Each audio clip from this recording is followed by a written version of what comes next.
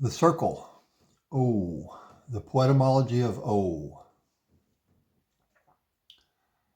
First, pictography. O. When you say O, you make an O out of your lips. But you also make a hollow in the center of your mouth. O. Say the chant word O. Good example. Resonate. O. That's the pictography of the letter O, that sound. When you make that sound, you also create the O shapes in your mouth. It's also used, the letter, pictographically in words like obese, the rounded shape, rotund, round, coin, loop and pool have O's in them because loops and pools are circular shapes. That's just straight pictography. It gets more into ideography, the idea of O, when you get to zero. The O, it's an enclosed, empty set. The center is empty, so it's an empty set. Say the words whole, H-O-L-E. See, it's like a hole, but then W-H-O-L-E also. It encompasses a whole space.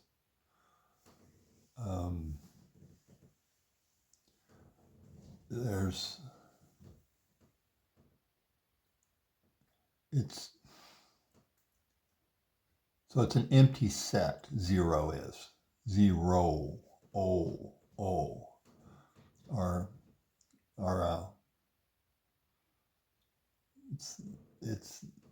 it's not really a number, zero. The ideograph, zero. It's not really a number. It's where numbers can happen. Say the number 10, that zero, there's no number there, but 1, 2, 3 can occur there as you add numbers to it. So O is the empty digit, the empty set there.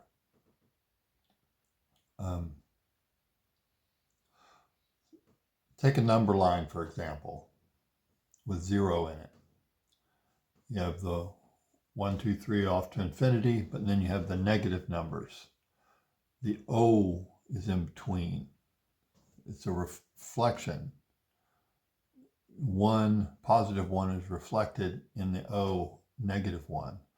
But these are abstract numbers. The negatives are abstract. They're not tangible objects. They're hypothetical.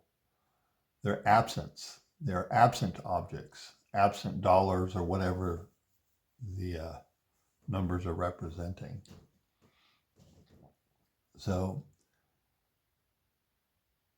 zero is the host for abstraction. The empty set is where we look to see abstract meaning. This is the ideography I'm talking about of zero.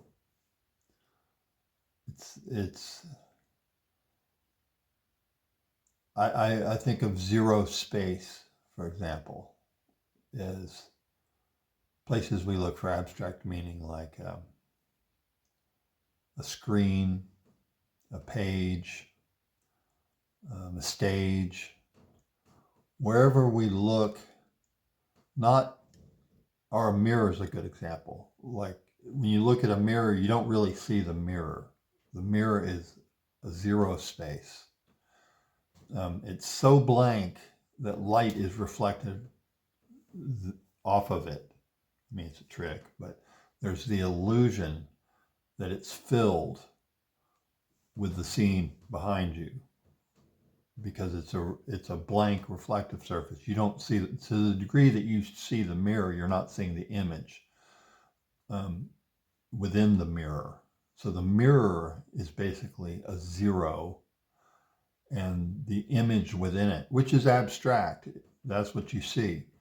It's an abstract image. It doesn't actually have the depths of reality that it's depicting. Language is this way. All images, photographs are this way. They're illusions. They're reflections of some reality. So that's the ideography of zero to me. It's an empty set, an empty space that we look into to see abstract meaning.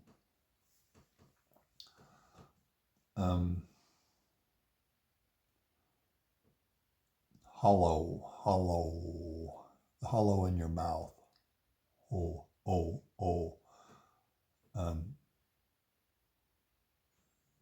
Another good use of zero. Follow. One zero followed by another. So it's basically represents its own meaning. One follows the other. Zone, host, these words. It's sort of a metaphysical category, a zero space. It's the space in which something can happen, like a zone. It's a designated area. Then we can define that zone however we like, but it designates a space. This is how the O was used, in a closed space.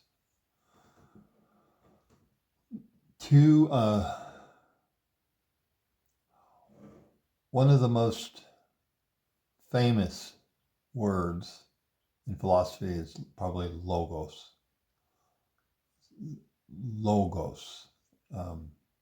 And religion too, because Jesus is called the Logos.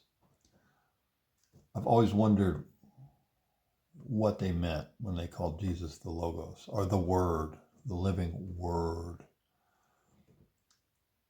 So I've tried to do the poetymology of the word logos, and what really stands out, those two O's, logos. I compare it to photo, which has a similar construction with the two O's. One more pictograph that's relevant is the word look, Look. Those two O's are eyes. Look. Spanish, ojo, does a similar thing. In English, eye. We use the E's. They can also be used as eyes, as in see. But the ojo, and look, I relate that to logos, those two O's. Except here it's being used more ideographically. Logos. Pointing out that the O in the center of the mouth, because logos in Greek basically meant anything to do with language, discourse, word, narrative, things like that. Language. Mostly, I think, spoken language. Logos. That go also show up in language, the L and the G, voiced consonants, language, logos. It comes from lingua, which means tongue. It utilizes the tongue, the tip of the tongue,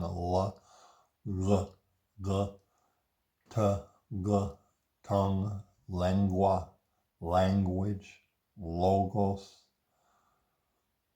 The g is in the back side of the hollow of the mouth. The l is up front, so logos or logos. gos. It surrounds that hollow where the vowels are vocalized, where they resonate. So it's a good word for language, logos. Shows up in our sciences like biology or etymologos, biologos, geologos, logos. I think logia means spoken about or spoken of. So it's basically words or speech or narratives having to do with a certain topic. Like biologos is the study of life, the accumulated knowledge or words relating to living creatures. Etymology, etymologos, etymo is a Greek word for truth, and so speaking of truth, the true of meaning, true meaning, original meaning. So it has to do with the original meaning of language, of a word, for example. And I added poetry to the front of that. So poetymologos is I'm saying basically that the original meanings of the word are embedded in the poetry of the word. Look in the poetic devices and you can see the meanings of the words, the original meanings of the word. So logos, those two O's, logos, photos. Compare photo to logos. That f and the t, they're not voiced. They're fricatives, these consonants. And F is up front. It's a visible letter, easy to lip read. The logos, go is way in the back, but the photo is up front. So there's a good contrast between these two words. Photos or photo logic is all oral. It's not oral. It's not something you hear. It's something you see. So you see the photo. You hear the logos. It's voiced deep down. It's a good poetymological contrast between these two words. So when you take so now the two O's,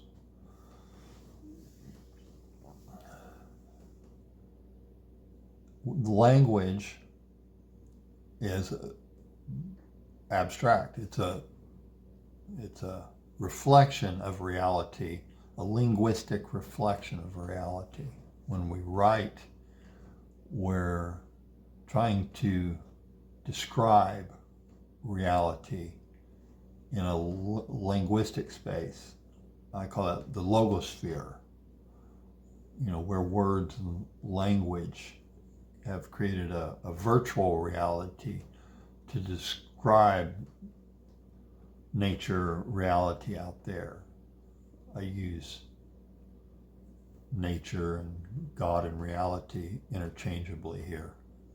It's something bigger and outside of our own mind, our own thought.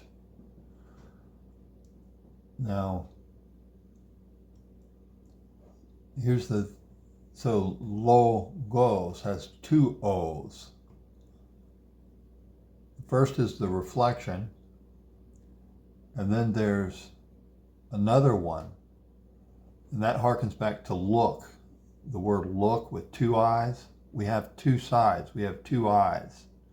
So we have the ability to self-reflect, to see what we are seeing, or in this case, to see what we are saying with logos.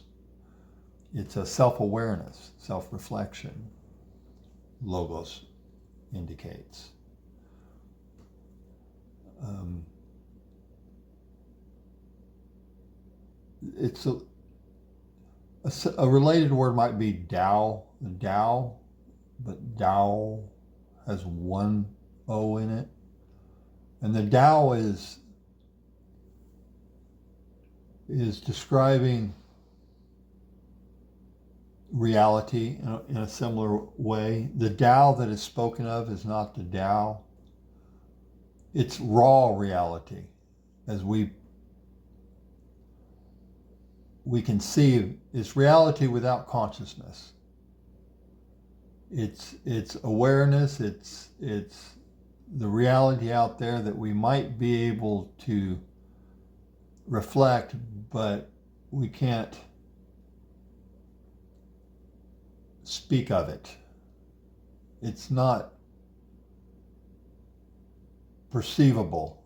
God, nature, science has this idea already. It's why all scientific theories are just hypotheses, because we understand that we can't ever encompass reality in our language, our math, or our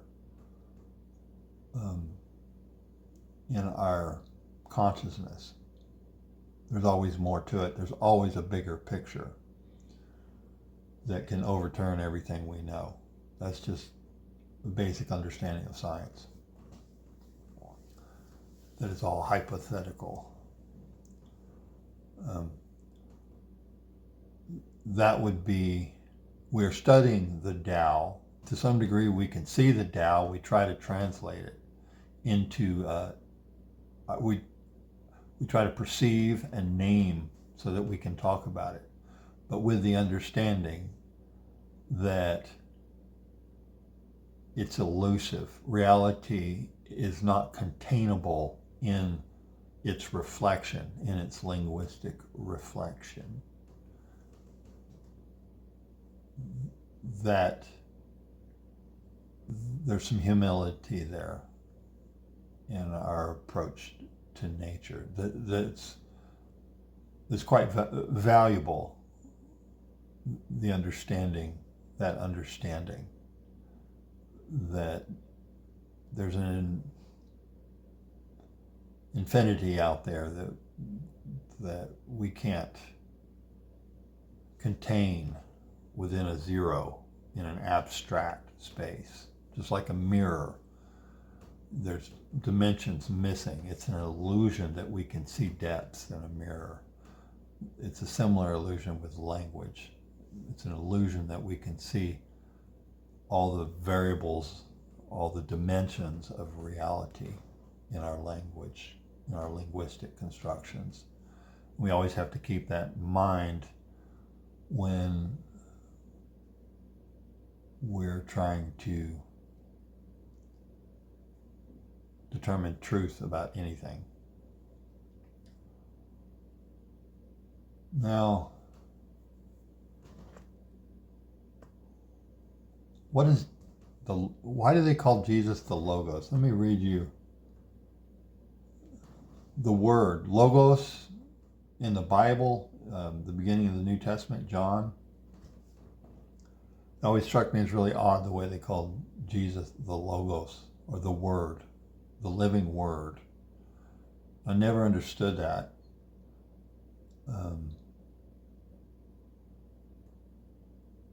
But I doing the Poetymology of Logos, I think I've gotten a hint at what it means. Writing is different than speaking. We've been speaking for a long time. It's a naturally evolved ability. But spoken language is invisible. It's not objective in the same way. It's an action, and sound, like music, is ephemeral. You can't see a word. You can see how it's spoken. You can see someone speaking and you can hear it, but it's not like a word, a written word. It's not objective. I think that changed when we started writing. Words that had been spoken and performed almost were almost mystical compared to writing. And writing probably started amongst the Greeks, I think they started writing like 3,000 or 4,000 years ago. And they were this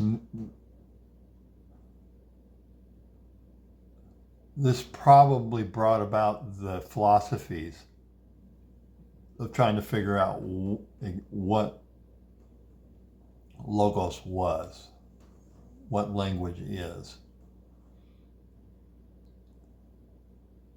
And I think what Jesus represents is a validation of language as also being true, not just a reflection of reality, but actually a true part of reality. It's like what Jesus says has a truth in it. It's human nature. It's true, it evolved from God. In the beginning was the Word, and the Word was with God. Language was invented, created by God. It naturally evolved, is the idea here. It's part of God. We're made in the image of God, and language is part of our nature, our image. And so, therefore, it comes from God. This is a way to validate our language. And Jesus, as a crystalline representative of humanity, what he said was true. And this is all theological, but I think it's sort of trying to embody a philosophy that language has its own truth that is natural. It's not all an artificial reflection. Scientists counters that somewhat and saying, yes, it is artificial. It doesn't have all the dimensions in it, so it's limited on its truth. But the religious logos is trying to stay in a moral sphere more and saying that, yes, there are moral truths, and Jesus is the mediator of God's truth through language. Logos. There's two O's in there, a reflection of a reflection. We can see what we see, and in that in that self-reflection, we can determine the truth. Jesus, our representative, does it. So it might seem like something that every religion does, validates its words by saying it comes from God directly. I think Mohammedanism does that, probably others. Science, probably Buddhism too, they're much more skeptical of language as being able to do that. But there's probably, or I would agree, there's a validity to it, because human nature is evolved over a long, long time. So emotions and being, there's a truth to it all. And to the degree that language expresses emotion, it's valid. It's true. I think that's probably what the Christians are getting at, that you can speak truthfully if it's in accordance with our emotional natures. Science is trying to be objective. It's probably a result of written language, much more so, where it is objective. We can define things. But I think the limitations of science are that it can only deal with that which can be perceived and named. And as the Tao says, that which is what we can talk about is not the actual Tao. And so there's that tension between the religious view and the science view at all times. Neither one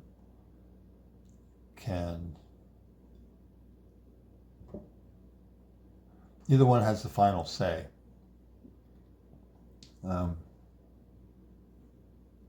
Science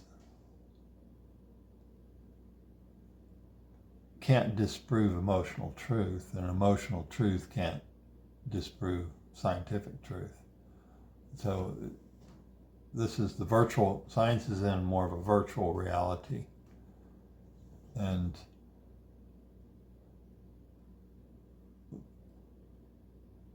it can't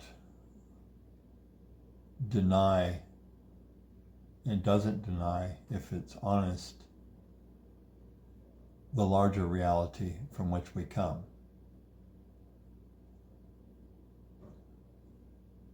Though science also has to realize the poetic reality,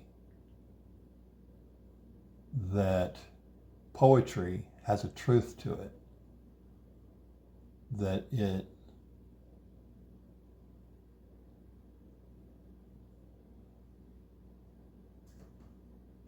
expresses our origins and our reality in a way that science can't do in all its objectivity. And I think that has to do with the fact that, as John says, the word evolved naturally over eons. Animals express their emotion. This is part of our nature. And so there's a truth to that. We are reflecting our environment in our expression, in our words, or in our vocalizations. And our words can still contain that. It's fossil poetry. That's poetymology. And so language can't just be seen as some arbitrary random words meaning random things. There's a truth to the words in their origins. And their origins go back into the far unseeable past. Poetymology is just a guess at the origins based on poetic devices, the fossil poetry within the words. Science sometimes wants to think that it is doing all the defining and naming, but language is on top of a bed of fossil, of meaning that's ancient. And we are, our awareness and consciousness is built upon all of that. It's not a blank slate that we're starting all over with, ever. Basically, it is a social, scientific language is a social construct, but it's built on top of a biological construct. Everything about it had to be evolved. The meanings, the forms, the linguistic forms, everything. So, logos, poetymology of logos. Here's a final quotation from the brain scientist Gerald Edelman from his book Bright Air, Brilliant Mind. In the biological view, symbols do not get assigned meanings by formal means. Instead, it is assumed that symbol structures are meaningful to begin with. This is so because categories are determined by bodily structure and by adaptive use as a result of evolution and behavior.